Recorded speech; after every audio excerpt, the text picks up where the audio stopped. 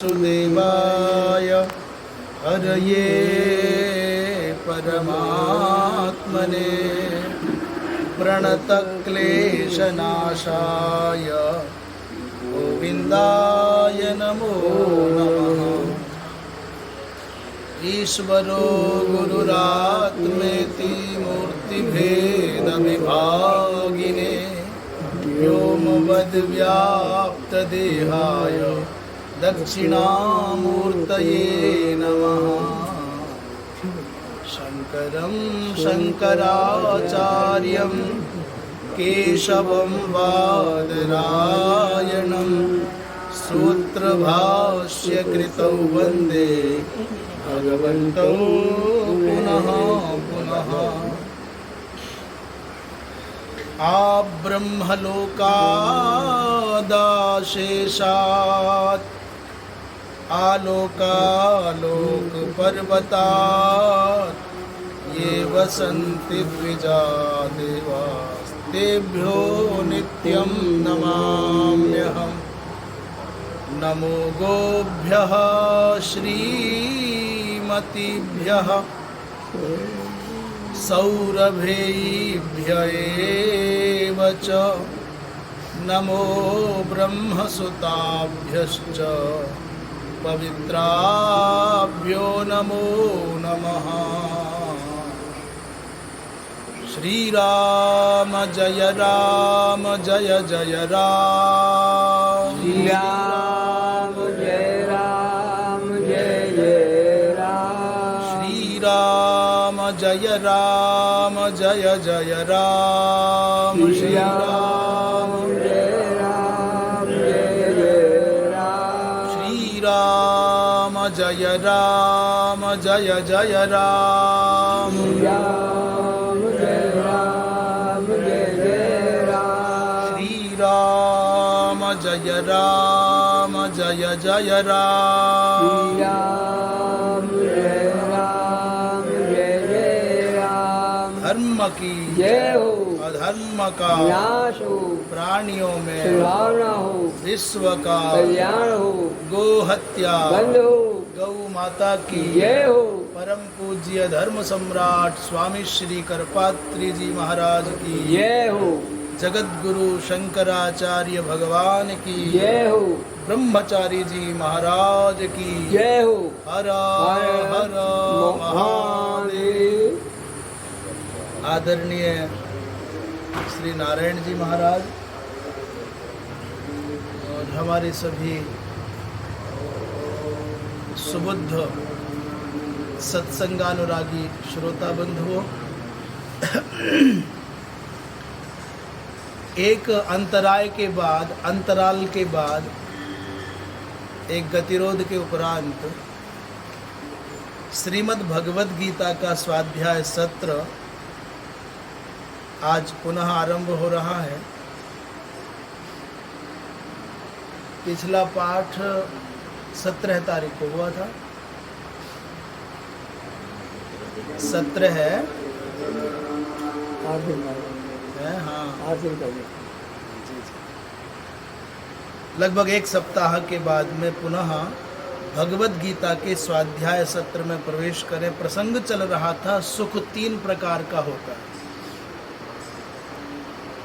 ये भी गजब की बात है, सुख तो एक ही प्रकार का दिखाई दे। सुख माने सुख और दुख माने दुख, पर विवेचन करते हैं भगवान कृष्ण कहते हैं अर्जुन सुख 3 प्रकार का होता है। मोटे तौर पर समझने में नहीं आती बात ये।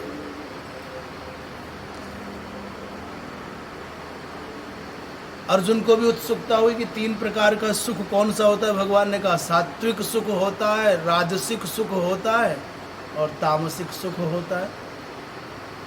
माने सतोगुणी सुख हो गया, रजोगुणी सुख हो गया और तमोगुणी सुख हो गया। अब ये जिज्ञासा हुई कि भाई सतोगुणी सुख कौन सा है।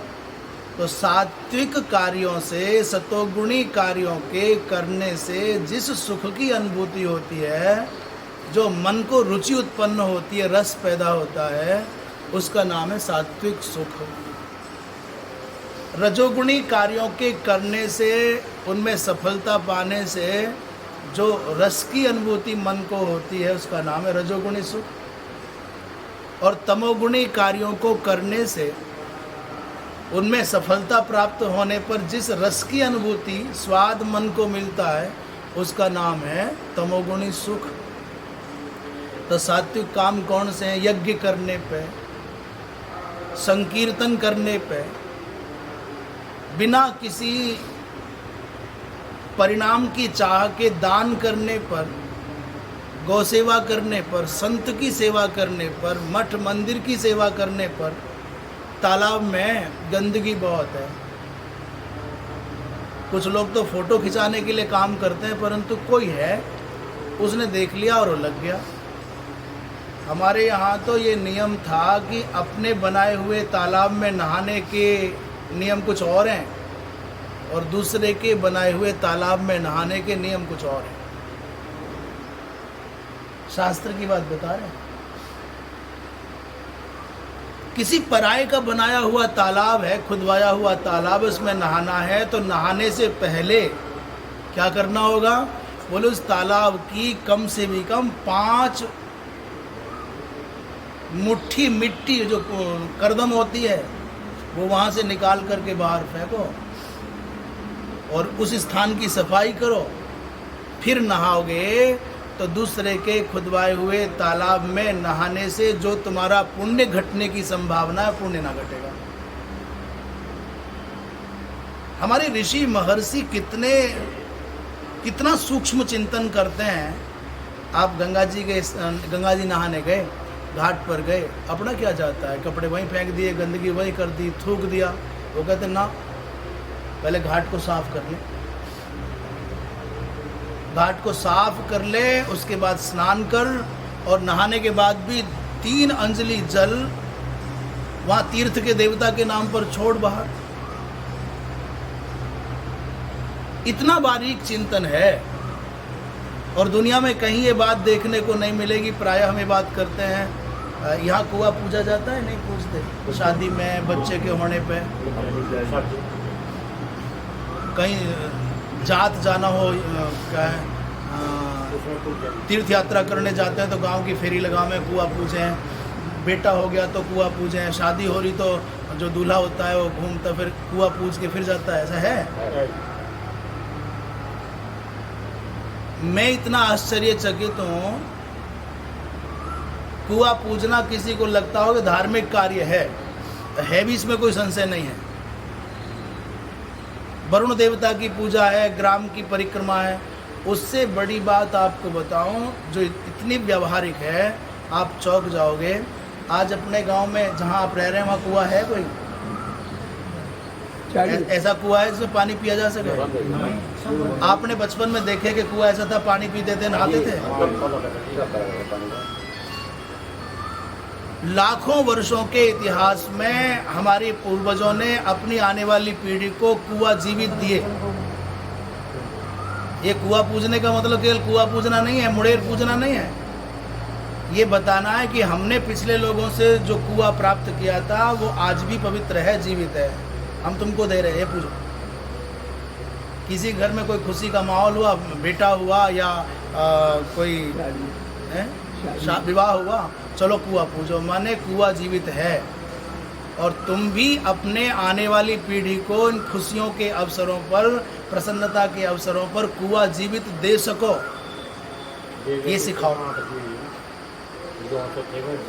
ये विकास के चक्कर में आके कुएं मर गए, बाग मरते चले जा रहे हैं, धर्मशालाएं मरती चली जा रही हैं, दान के जो अच्छे लोगों के द्वारा प्याऊ चलाए जाते थे वो मरते चले जा रहे हैं।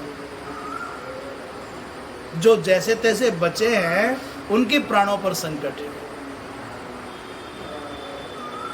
इसलिए इन अच्छे कामों को करने से जो आनंद की अनुभूति होती है वो सात्विक सुख है। बदले में प्रशंसा नहीं चाहिए, बदले में श्रेय नहीं चाहिए। ऐसा कार्य करके इसमें कोई प्रतिफल नहीं चाहिए जो प्रारंभ में बहुत, जैसे हम कह रहे कुआं खोदने में, कुआं बचाने में, तालाब बचाने में, पेड़ लगाने में, पेड़ बचाने में खूब परिश्रम है, पसीने में नहा जाता है आदमी।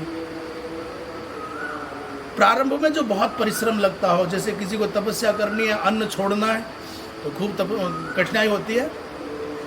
प्रारंभ में जिस कार्य को करने पर थोड़ी कठिनाई हो और परिणाम उसका बहुत उत्तम आवे, वो सात्विक सुख है। भगवत दर्शन करने के लिए किसी व्यक्ति को तपस्या करनी है तो दुनिया से हटना पड़ता है, एकांत में रहना पड़ता है, माला जपनी है, पाठ करना है, ध्यान करना है, कठिनाइयाँ हैं। 24 घंटे में एक बार खाता है, पर जब भगवत दर्शन हो जाए उसका जो आनंद है वो सात्विक आनंद है। युद्ध आदि करने हैं, रजोगुणी कार्यों को करने से जो सुख मिलता है वो सुख रजोगुणी माना जाता है और टिकाऊ नहीं होता। जो तमोगुणी सुख है उसकी बात करते हैं भैया, जो प्रारंभ में भी दुखदायक हो सुख और अंत में भी दुखदायक हो। यदग्रे चानुबंधे च सुखम मोहन मात्मनः, जैसे कोई विषय भोग में सुख चाहता है, चिलम पीने में किसी को सुख आवे, तो जब पी रहा है तब भी जल रहा है, और जलते जलते जलते जलते जब अंदर का जल जाएगा तो भी उसका परिणाम दुखदायक होगा। मैंने तो सुना है, मुझे मालूम नहीं है, शराब पीते हुए किसी व्यक्ति के चेहरे को देख लो, मालूम पड़ जाए क्या पी रहा है वो। प्रसन्नता नहीं मिलती किसी के चेहरे पर देख, पीते हुए भी। वो तो मजबूरी है, लत लग गई है इसलिए पीना पड़े उसे। पीते समय भी सुखी नहीं मिलेगा और पीने के बाद में उसके परिणाम को भोगने में सुखी नहीं मिलेगा, शरीर गलेगा अंदर का। तो जो सुख प्रारंभ में और परिणाम में दोनों में बुद्धि को मोहित करने वाला हो, निद्रा से, आलस्य से, प्रमाद से उत्पन्न हो, किसी नशे आदि से उत्पन्न जो सुख की कल्पना है वो सब तमोगुणी है और उसका परिणाम अच्छा नहीं आ सकता। ये सब चर्चाएं चल गई थी। आज 40वें श्लोक में आगे बढ़ते हैं। भगवान कहते हैं, न तदस्ति पृथिव्यां वा दिवि देवेषु वा पुनः सत्वं प्रकृतिजैर्मुक्तं यदेभिः स्यात् त्रिभिर्गुणैः। न तदस्ति पृथिव्यां वा दिवि देवेषु वा पुनः सत्वं प्रकृतिजैर्मुक्तं यदेभिः स्यात् त्रिभिर्गुणैः। भगवान कृष्ण कहते हैं, हे पार्थ, इस पृथ्वी पर एक भी व्यक्ति ऐसा नहीं है जो इन तीनों गुणों से मुक्त हो सके। जैसे कुछ लोग हैं,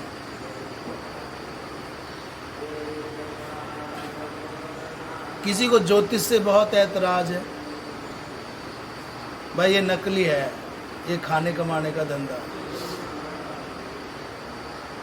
किसी को नक्षत्रों से बहुत परेशानी है तो बेकार है, पाखंड है। कोई राशियों से परेशान है, कोई नक्षत्रों से परेशान है, कोई ग्रहों से परेशान है, और उसको सबसे बढ़िया समाधान है नकार दो, बोले ज्योतिष तो कुछ है ही नहीं, तो पाखंड है। पर ज्योतिष कुछ नहीं है तो भाई साहब फिर क्या कुछ है। जो व्यक्ति वेद को मानेगा उसको ज्योतिष माननी ही पड़ेगी, और जो ज्योतिष को नकारता है वो वेद को मानता है, ये बात झूठी हो जाएगी। शास्त्रों में लिखा है कि वेद, एक कल्पना करो, आपका शरीर समग्र वेद रूप है, इसमें जो मुख है ये व्याकरण। बताना, बिना जबान के, बिना मुख के क्या करोगे आप, क्या बोलोगे? सिर्फ व्याकरण का ज्ञान नहीं है तो आप वेद के बारे में एक कदम भी आगे बढ़ के जान नहीं सकते। जितना महत्व हमारे आपके शरीर में आँखों का है, उतना ही महत्व वेद को जानने के लिए ज्योतिष का है। आँख के बिना मनुष्य को क्या बोलते हैं? आँख के बिना क्या बोलते हैं उसको? अंधा। जिसको ज्योतिष नहीं आती, जो ज्योतिष नहीं जानता, जो ज्योतिष को नहीं मानता, जो ज्योतिष को नकारता है, वो वेद को जानने में कैसा है? बोले जैसा अंधा।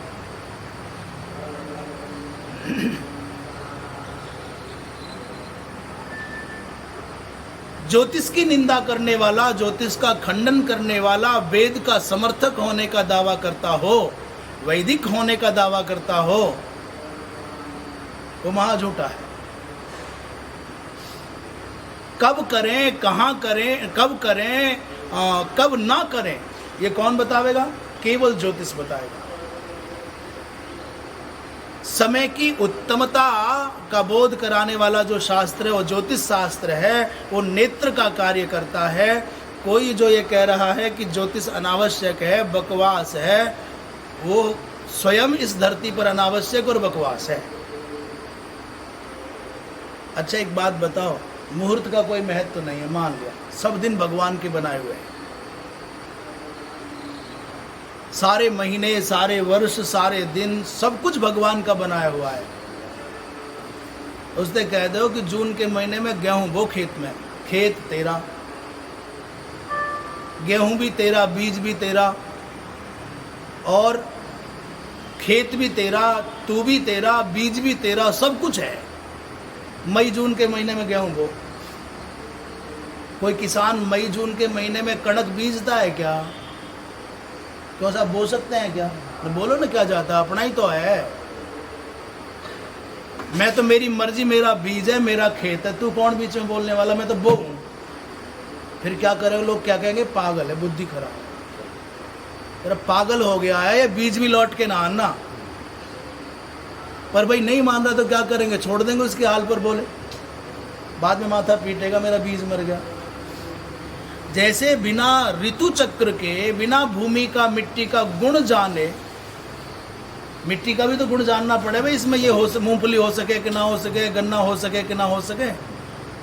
मिट्टी का गुण जाने बिना और ऋतु चक्र का ज्ञान किए बिना, बीज और मिट्टी का दोनों का मिलान किए बिना जो व्यक्ति खेती करेगा वो अच्छा समझदार किसान माना जाएगा क्या?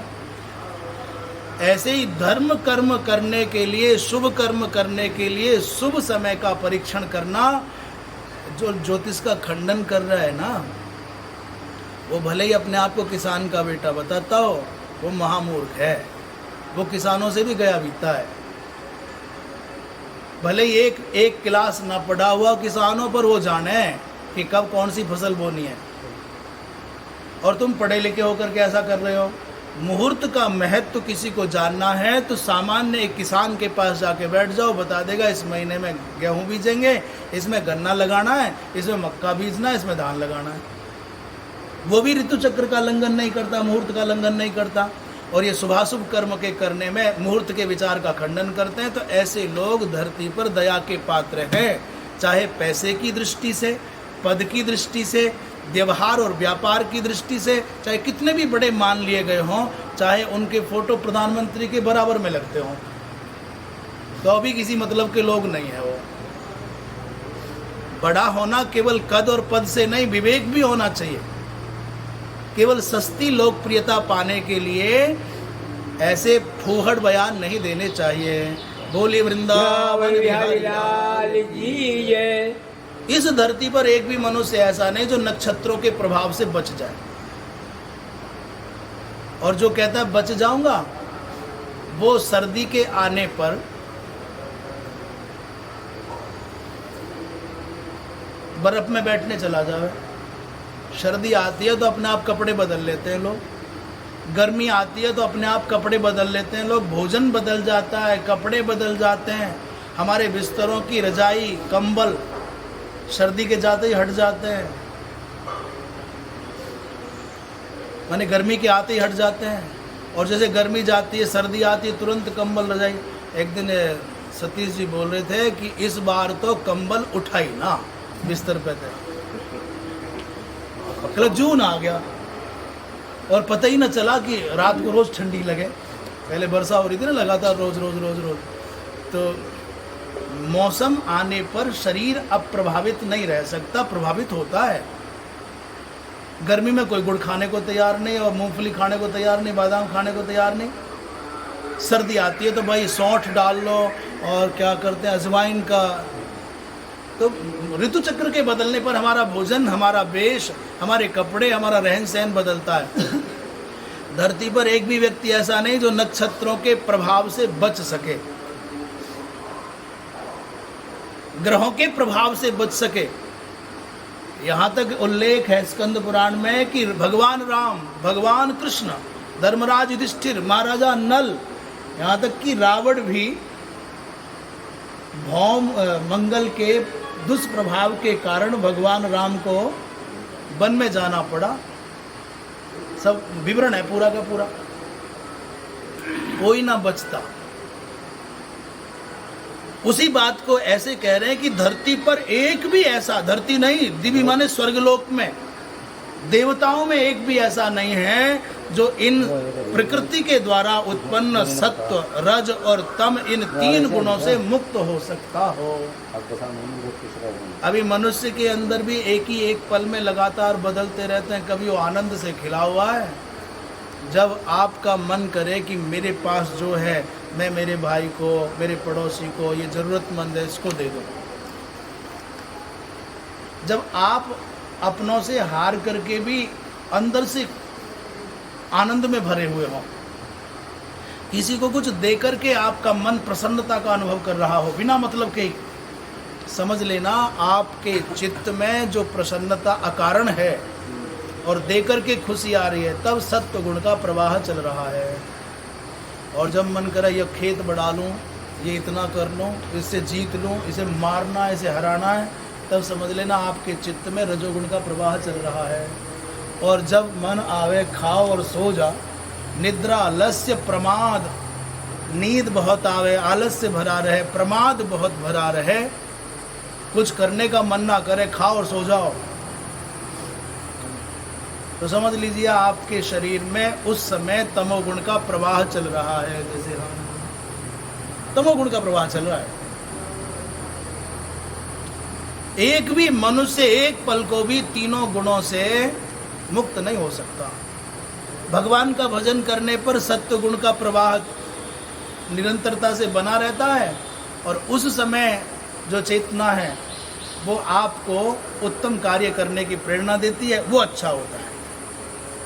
तीनों लोकों में कोई ऐसा नहीं है जो प्रकृति से उत्पन्न इन गुणों के द्वारा मुक्त हो सके। इसी बात को भाष्यकार कह रहे हैं।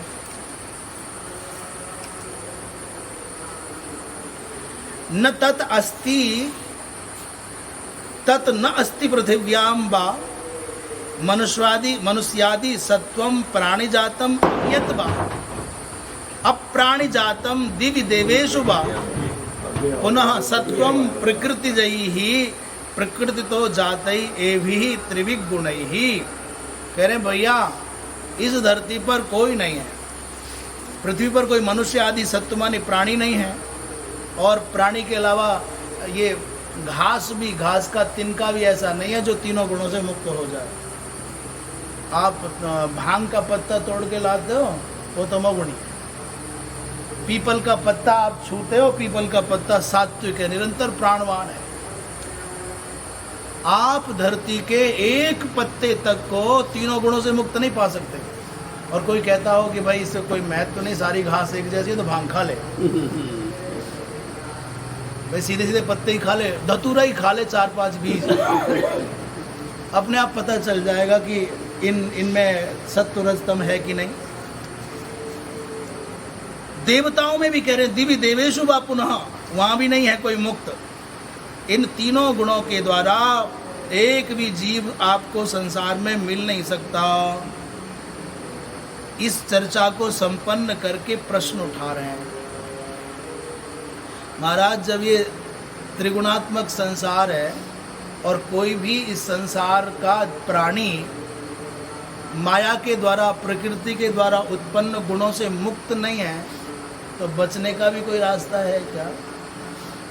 बंधन में तो आगे 3 प्रकार की रस्सियों में बंधे हैं, पर मुक्ति का उपाय क्या है? संसारस्य त्रिगुणात्मकस्य दृढ़ मूलस्य इस वृक्ष से छेदः कथम, इसका संसार रूपी वृक्ष को कैसे काटें, काटने का उपाय क्या है। आ गए हम, मजबूरी में जन्म ले लिया, ऐसा क्या करें कि फिर दोबारा हमारा जन्म ना हो। देखो भैया, मरने से पहले ही कुछ प्रयत्न हो जाएगा तो हो जाएगा, मरने के बाद में तो फिर जन्म की गारंटी है। जिसको संसार में जन्म मिला है उसको मरना ही होगा, और जो मर गया उसे फिर जन्म लेना पड़ेगा। जातस्य ही ध्रुवो मृत्युर ध्रुवम जन्म मृतस्य च, इसे कोई टाल नहीं सकता।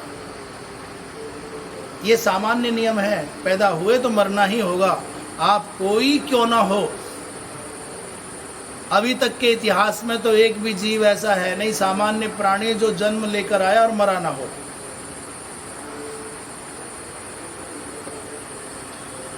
जन्म होने के पहले ही पहले, मां के गर्भ में आते ही आते मृत्यु साथ में लिख जाती है, और मौत निरंतर हमारी छाया बनकर के हमारे साथ चलती है।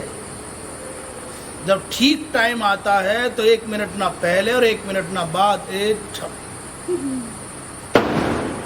कालस्तिष्ठति पृष्ठतः कचधरः केनापि नो दृश्यते। काल हमारे संग चला है, मैंने चोटी पकड़ करके, कोई देख नहीं पा रहा उसको।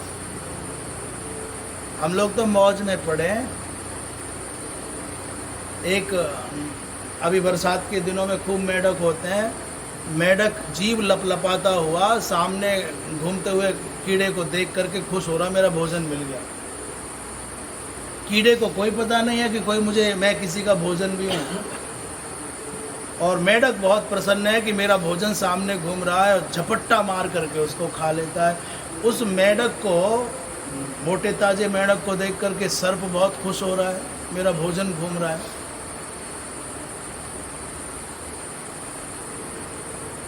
पर मेढक को कुछ पता नहीं है कि मैं भी किसी को दिखाई दे रहा हूँ। सर्प के पीछे सर्प दौड़ रहा है मेढक को खाने के लिए। सर्प सोच रहा है कि मेरी मौज है दुनिया में, तो कितना बढ़िया भोजन मिला हुआ है, पर उसे पता नहीं मैं भी किसी का भोजन हूँ। उसके पीछे मोर लगा हुआ है, बिल्ली लगी हुई है,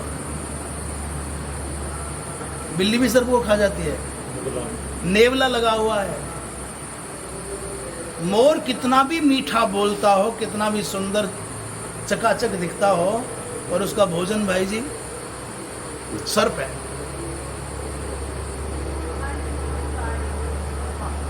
मोर बड़ा मगन है कि साहब मैं तो इस संसार को, जिससे बहुत डर लगता है, उस सर्प को खा जाता हूँ। वो निर्भय समझता है अपने आप को ना, उसके पीछे बाघ पड़ा हुआ है, फट से पकड़ के झप्पा मारता है, खा जाता है। बाघ समझ रहा है मैं दुनिया में सबसे ताकतवर हूँ, मेरा कौन क्या बिगाड़ेगा। उसके शिकारी लगा हुआ, धनुष बाण लिए, आजकल बंदूक लिए लगे पड़े। हम इन सब की बात कर रहे हैं, परंतु वास्तव में घटनाएं हमारी हैं। हम किसी और को भोजन माने बैठे हैं, कोई और हमको भोजन माने बैठा है। हम किसी और को अपना शिकार माने बैठे हैं, कोई और हमको शिकार माने बैठा है। अपने आहार विहार में इतने मगन हैं, हमको अपनी मृत्यु की चिंता नहीं है।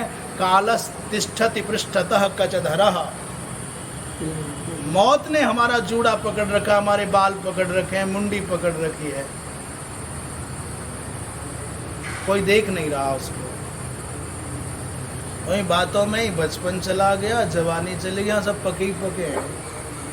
इनको अकेले को छोड़ दो, हम भी तुम्हारी पार्टी में ही। बाकी देख लो सभी के सब इनके काले जैसे दिखाई दे रहे हैं, तो भी तो हो तो 60 के ही।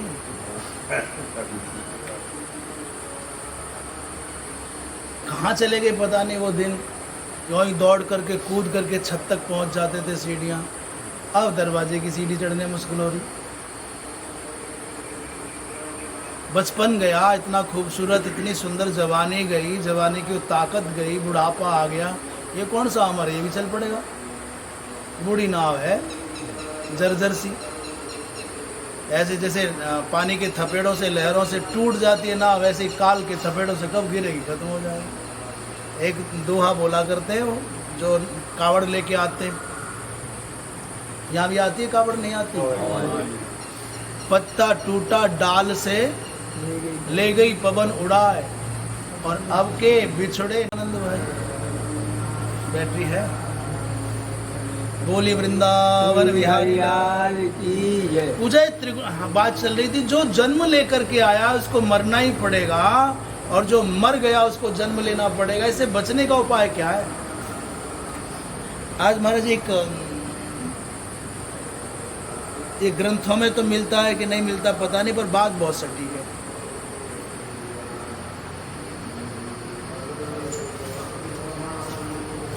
मरने से माने दो चीज हैं, एक सांस और एक आस। माने इच्छा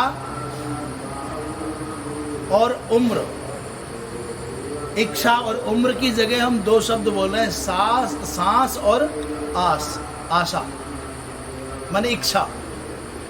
सांस खत्म होने से पहले इच्छाएं खत्म हो जाएं। अभी सांस अभी बाकी है, जीवन बाकी है, जीवन शेष है, और इच्छाओं का अंत हो गया। तो समझ लीजिए आप जीवन मुक्त हैं, आपको मरना नहीं पड़ेगा। आपको मरना नहीं पड़ेगा तो जीवन नहीं मिलेगा, दोबारा जन्म नहीं लेना पड़ेगा। और अभी इच्छाएं अधूरी हैं, अभी तो पड़पोते का विवाह देखना है, अभी तो 1 लाख पेंशन होते हुए देखना है, और ये इच्छाएं शेष रह गई। मकान का अगला भाग बड़ा, पिछला तो रह गया, और दूसरा बढ़ जाता तब जाते तो ठीक। ये इच्छा शेष रह गई, और टाइम पूरा हो गया, सांस पूरी हो गई, आस बची रही, सांस खत्म हो गई। तो ये साहब बंधन है, ये मृत्यु है, आपको लौट के आना ही पड़ेगा। सांस का खत्म हो जाना, आस का जिंदा रहना मरना है, और आस का खत्म हो जाना, सांस का शेष रहना, ये मुक्ति है। अब दूसरा उदाहरण दे दें। मास्टर जी समझ रहे होंगे, पेपर सभी समझेंगे बात। तो पेपर देने जाते हैं हॉल में, परीक्षा रूम में बैठते, तो कोई लड़का तो ऐसा होता अपना सारा पेपर करके लेके बैठ गया। लो मास्टर जी, बोले टाइम ना हो, रुक जाओ। और एक ऐसा होता कि घंटी बज गई, हाँ भाई सावधान, कॉपी जमा करो, वो लिखे जा रहा है, मास्टर जी 2 मिनट, मास्टर जी 2 मिनट, मास्टर जी 2 मिनट। वो झपट्टा मार रहे हैं, मास्टर जी छोड़, टाइम हो गया। जिसको अभी लिखना शेष रह गया है कुछ, उसको लिखने के लिए आना पड़ेगा। जिसका लेन देन कुछ शेष रह गया है मन में, उसको आना पड़ेगा। और साहब जो सब लेन देन बराबर कर चुका है, कुछ शेष नहीं है, उसे नहीं आना है। ये मार्ग है बचने का एकमात्र। हमारे अखिल भारतवर्षीय धर्म संघ के बटुक प्रसाद शास्त्री जी बड़े उद्भट महापुरुष रहे क्या है, और बड़ा प्रेम उनका, हमको स्नेह मिलता रहा, उनका आशीष बहुत रहा। तो किसी पुस्तक के प्रकाशन में, पंचांग के या सिद्धांत पत्रिका के प्रकाशन के निमित्त किसी फर्म से उन्होंने कागज लिया, और कागज का मूल्य लगभग 10,000 कि जितना भी रहा होगा। उसको पैसा चुकाने में टाइम हो गया, थोड़ा सा, एक दिन पहुंच गए ऑफिस में श्री बटुक प्रसाद शास्त्री जी। उन्होंने कहा कि भाई, उस सज्जन से कहा, सेठ जी लो अपना पैसा। उन्होंने कहा महाराज ब्राह्मण देवता हो गया, मेरा दान लग गया इसमें। उन्होंने कहा भैया, या तो दान वाली बात तो ठीक है, उससे पहले उन्होंने कहा कि ले, नहीं तो मुझे देने आना पड़ेगा और तुझको लेने आना पड़ेगा। अभी हिसाब बराबर कर। इसलिए आया हूं कि मरने से पहले हिसाब बराबर हो जाए, नहीं तो मुझे देने आना पड़ेगा और तुमको लेने आना पड़ेगा। उन्होंने कहा महाराज दान खाते में कर दो। हम लोग भी यही करते हैं, उधार नहीं करते, दान या भुगतान। भाई आप दान में करना चाहते हो, सेवा में करना चाहते हो, तो जय जय तुम्हारा भला हो, कल्याण हो, परिवार समृद्ध हो और धर्म निष्ठा बनी रहे। और भुगतान की बात है तो भाई ऐसे ले लो, दान करो या भुगतान करो, बीच वाला रास्ता नहीं, उधार वाला नहीं। बचने का एक ही उपाय है कि सांस पूरा होने से पहले पहले अपनी परीक्षा की कॉपी में सब लिख डालो, जो लिखना है, जो करना है कर डालो, खत्म करो, शेष मत बचाओ। और कुछ शेष रह गया, ये करना था वो करना था, तो लौट के आना पड़ेगा। कहते उत्तर दे रहे हैं, स्वस्वाधिकार विहितई ही वर्णाश्रम धर्मई ही, अपने अपने अधिकार के अनुसार जिस जाति में हमारा जन्म हुआ, जिस कुल खानदान में जिस कुल में हमारा जन्म हुआ, शास्त्रों ने सबका निर्देश किया है किसको क्या करना है क्या नहीं करना है। उन वर्ण और आश्रम धर्मों का पालन करे, निष्काम होकर के उपासना समुचित आराधन करे परमात्मा का, और भगवत कृपा से लब्धा संग शस्त्र, जब आप अपने अपने वर्ण और आश्रम धर्म के अनुसार, आप ब्रह्मचर्य आश्रम में हैं कि गृहस्थ आश्रम में हैं कि वानप्रस्थ आश्रम में हैं कि संन्यास आश्रम में हैं, उन सब आश्रमों के नियम हैं। आप ब्राह्मण क्षत्रिय वैश्य और शूद्र जिस वर्ण में हैं, जिस जाति में हैं, उनके कुछ नियम हैं। उन नियमों का, कर्मों का संपादन करे, भगवान की आराधना करे उसी के अनुसार, और उस आराधना के फलस्वरूप भगवान की हो गई कृपा, संसार से हट गया, मन असंग हो गया। भजन करने का, ध्यान करने का, कीर्तन करने का फल क्या है? क्या फल है? बोले संसार से मन हट जाए। हमारा मन जो मोह की दलदल में फंसा है, वो मोह की दलदल से निकल करके भगवान की कृपा के निर्मल जल में स्नान करके अब मुक्त हो जाए। भजन किए जा रहे हैं, माला चल रही है, और अरे वो ले गया, उठा गया, तो नहीं सकते। माला करते करते आशा कर रहे हैं कोई आ जाए, कोई ये कर जाए, तो फिर अभी नहीं। ये बुरा नहीं, अच्छा है माला कर रहे हो, माला की निंदा नहीं है, भजन की निंदा नहीं है। कीर्तन कर रहे हैं, बहुत आनंद से भरे हुए हैं, और कोई प्रशंसा कर दे तो रस वृद्धि हो रही है ना भाई। संसार के दिखाने के लिए नहीं, हमको उसको रिझाने के लिए। और मैं हूँ और मेरे प्रभु हैं, मेरे नेत्र बंद हैं, मेरा संबंध उनसे है। यहाँ के लोगों से मेरा क्या संबंध है? इस भाव से यदि भजन हो रहा है, इस भाव से यदि यजन हो रहा है, इस भाव से यदि संकीर्तन हो रहा है, इस भाव से यदि ध्यान हो रहा है, इस भाव से यदि अध्ययन हो रहा है, मनन हो रहा है, तो समझ लीजिए आपकी लौ भगवान से लग गई। दुनिया से नहीं जुड़ना है।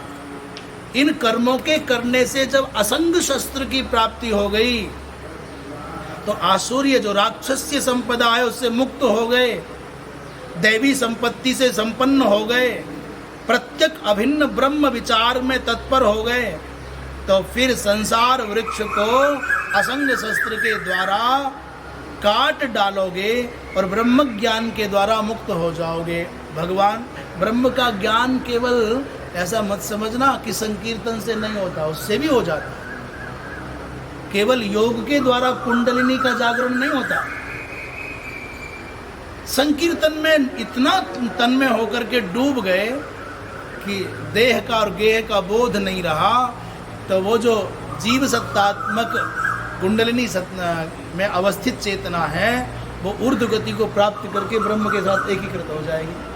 भक्ति के द्वारा, ज्ञान के द्वारा, वैराग्य के द्वारा और योग के द्वारा, संकीर्तन के द्वारा, ध्यान के द्वारा, सबके द्वारा संभव है। जीव और ब्रह्म की एकता का अनुभव करना, एक हो जाना, ही तो कुंडलिनी का जागरण है या मुक्ति का पथ है। ये उससे हो जाएगा। सर्व संसार क्रियाकारक फल लक्षण सत्व रजस तमो गुणात्मक अविद्या परिकल्पितः समूलः अनर्थ उक्तो वृक्ष रूप कल्पनया च ऊर्ध्वमूल इत्यादिना। भाष्यकार कह रहे हैं भाई, ऊर्ध्वमूल मदशाखम अश्वत्थम प्राहुरव्ययम छंदांसि यस्य पर्णानि यस्तम वेद स वेदविद। 15वें अध्याय में कहा ये संसार वृक्ष है। लोगों ने कहा संसार वृक्ष है तो इसकी जड़ें कहाँ हैं? संसार वृक्ष की जड़ कहाँ है? बोले ऊपर की ओर जड़ें हैं। तो सुनने वाले लोगों ने कहा वृक्ष की जड़ तो नीचे की ओर होती है। ये आप कौन सी नई बात कर रहे हो भाई? जड़ ऊपर तो कभी नहीं होती, नीचे होती है। बोले इस दुनिया में दिखने वाले वृक्षों की जड़ नीचे है, पर संसार जो दिख रहा है इस वृक्ष की जड़ें कहाँ हैं? ऊपर। ऊपर माने ब्रह्म नारायण। आकाश से वायु उत्पन्न हुई,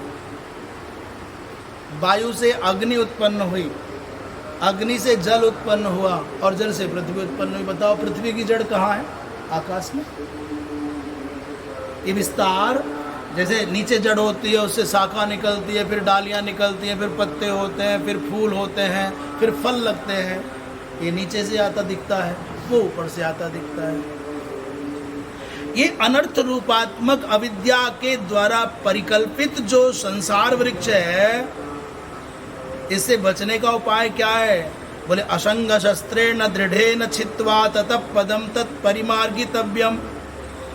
इस संसार वृक्ष को, इस मोह के द्वारा विस्तारित संबंध जाल को,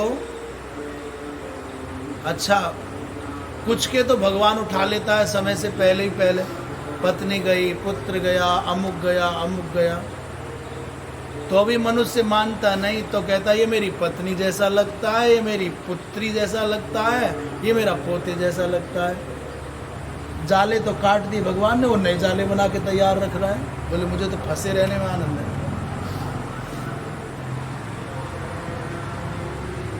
हमारे पूज्य महाराज श्री स्वामी विष्णु आश्रम जी महाराज के पास एक लगभग 35 साल के लगभग का युवक जैसा सज्जन आया। उसने कहा महाराज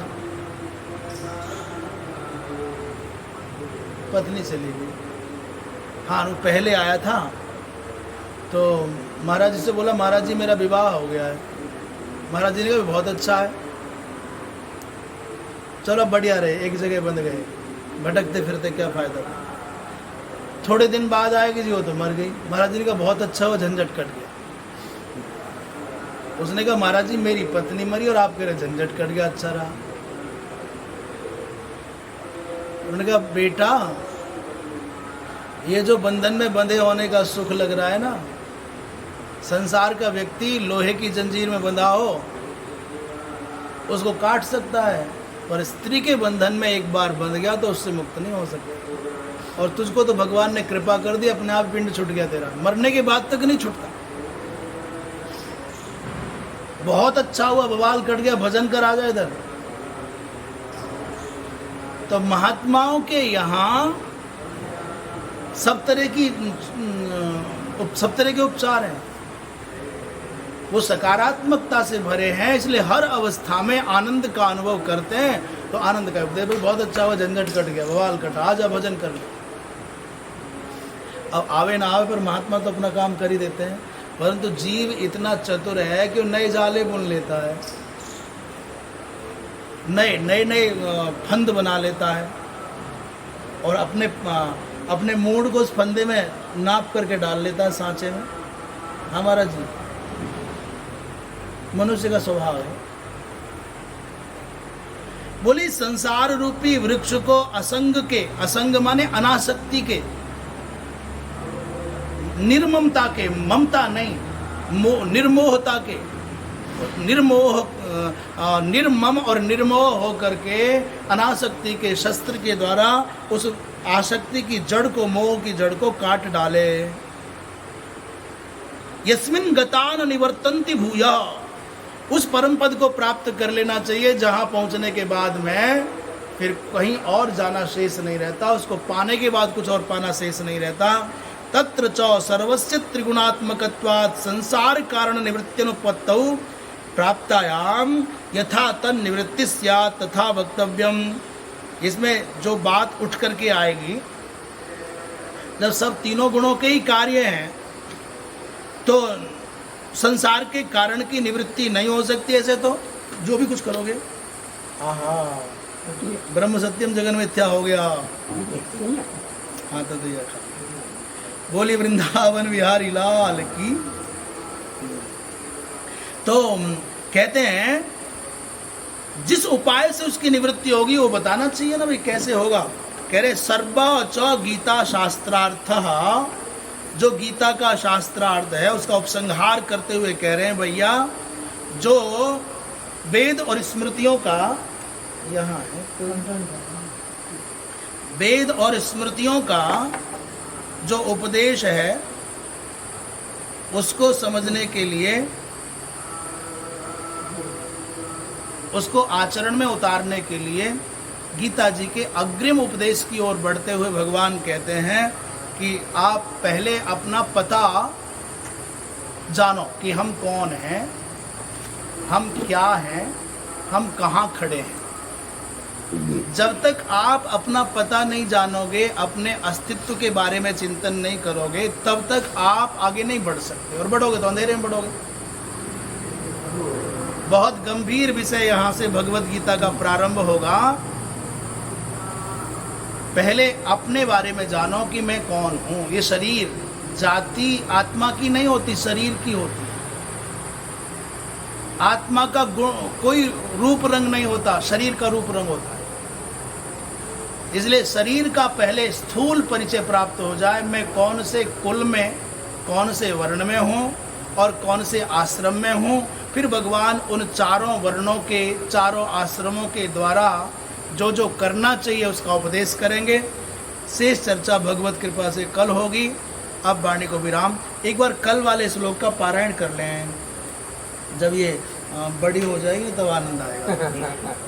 ब्राह्मण क्षत्रिय विषाम, ब्राह्मण क्षत्रिय विषाम, शूद्राणांच परन्तप,